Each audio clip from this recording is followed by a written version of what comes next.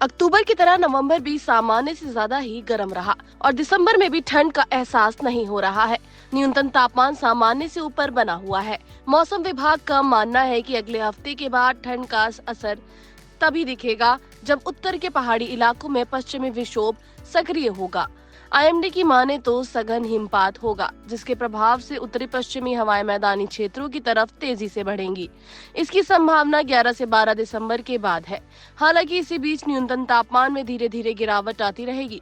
फिर भी ये 7 डिग्री के आसपास स्थिर रहेगा, किंतु 7-8 दिसंबर के आसपास जम्मू कश्मीर के पहाड़ों में पश्चिमी विक्षोभ की स्थिति बन रही है, जिसके प्रभाव से सघन हिमपात होगा।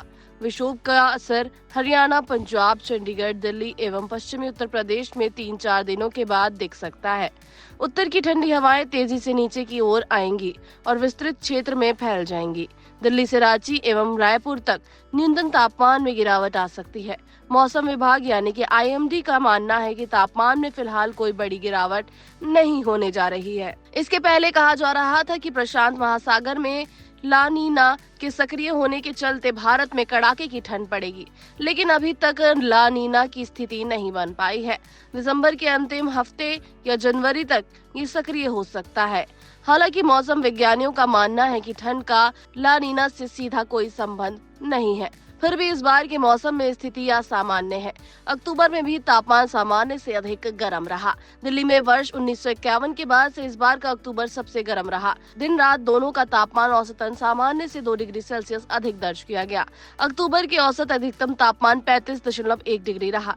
न्यूनतम 21.2 डिग्री सेल्सियस था, जो 1951 के बाद सबसे अधिक रहा था। नवम्बर की स्थिति भी इससे अलग नहीं रही। सामान्य से अधिक तापमान की प्रवृत्ति बने रहने के कारण इस वर्ष नवंबर महीना भी पिछले 5 वर्षों में सबसे गर्म रहा। दिन रात का तापमान सबसे अधिक बना रहा।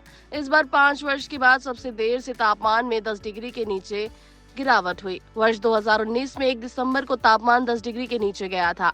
इस बार लौटते मानसून में अक्टूबर नवंबर में उत्तर भारत में बारिश भी नहीं हो पाई, जिसके चलते तापमान में कोई बड़ी गिरावट नहीं हो पाई है। साथ ही दिल्ली समेत उत्तर भारत में प्रदूषण की स्थिति भी बनी रही। मौसम विज्ञानियों के अनुसार यूं कहने को नवंबर में भी कई पश्चिमी विक्षोभ सक्रिय हुए, लेकिन उनका प्रभाव न के बराबर रहा। न पहाड़ों पर खास बर्फबारी हुई और न ही मैदानी इलाकों में बरसात देखने को मिली। इस दृष्टि से 8-9 तारीख के आसपास जम्मू कश्मीर की ओर जा रहे एक मजबूत पश्चिमी विक्षोभ सक्रिय होने वाला है।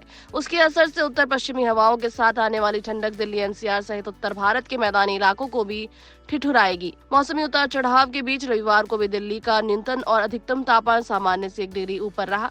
न्यूनतम 11.4 और अधिकतम 27.0 डिग्री सेल्सियस दर्ज किया गया।